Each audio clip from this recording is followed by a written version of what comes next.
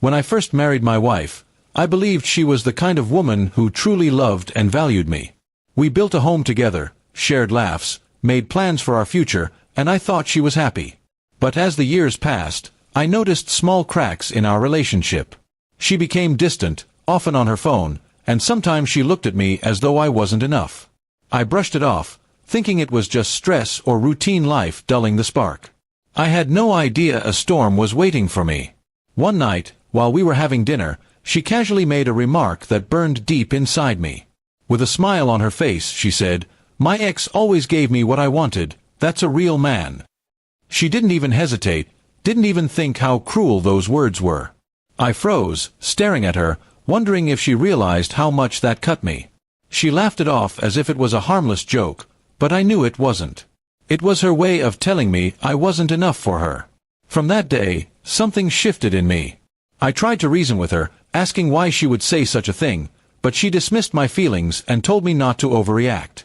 I started noticing more and more red flags, late-night messages, her always guarding her phone, and her sudden obsession with looking her best when going out with friends. My gut told me the truth before I even had evidence. I decided to dig deeper. One evening while she showered, her phone lit up on the counter. The message preview read, "Can't wait to see you again, just like old times." My heart pounded, and my suspicions were confirmed.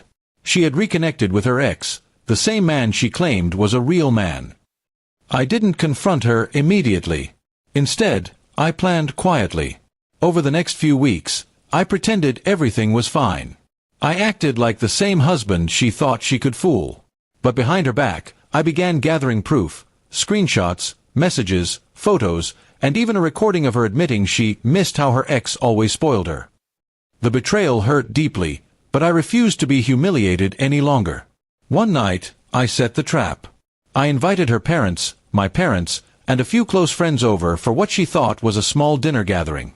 She had no idea what was about to happen. When everyone was seated, I stood up, holding a folder of evidence. My hands shook, but my voice was steady. I told them I had something important to share before dinner. I began playing the audio recording of her conversation with her ex, where she mocked me and said I could never measure up to him. Gasps filled the room, her parents looking horrified, my family silent in shock. Then I placed the screenshots on the table for everyone to see. She went pale, her smile gone, realizing she couldn't talk her way out of this.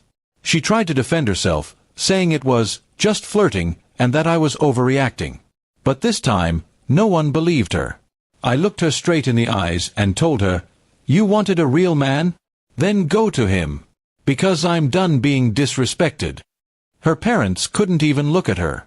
She broke down crying, begging me to forgive her, saying it didn't mean anything. But I had already made my choice. That night, I packed her bags and left them at the door. She kept pleading, saying she would cut contact with her ex, but I refused to listen. I had wasted enough years giving my all to someone who never valued it. Watching her walk out of the house was painful, but strangely freeing. I felt like I was finally taking my life back. In the weeks that followed, she tried calling and messaging me, saying she had made a mistake, that she only wanted attention, and that she loved me. But I blocked her number, blocked her on every platform, and moved forward. Her betrayal had burned away whatever love I once had for her. Word spread quickly among family and friends. People whispered, and she faced the shame she had tried to place on me. The ex she praised so highly? He didn't take her back seriously. From what I heard, he treated her as just a fling. She lost me, and she didn't even get him in the end. Karma found her faster than I expected. As for me, I started focusing on rebuilding myself. I poured my time into work, into fitness, into reconnecting with old friends I had neglected while trying to keep my marriage afloat. I realized that revenge isn't always about hurting the other person. It's about moving on and letting them live with the weight of their own choices. Now, when I look back, I don't feel anger anymore. I feel relief. Her words once cut me, but today they remind me of my strength.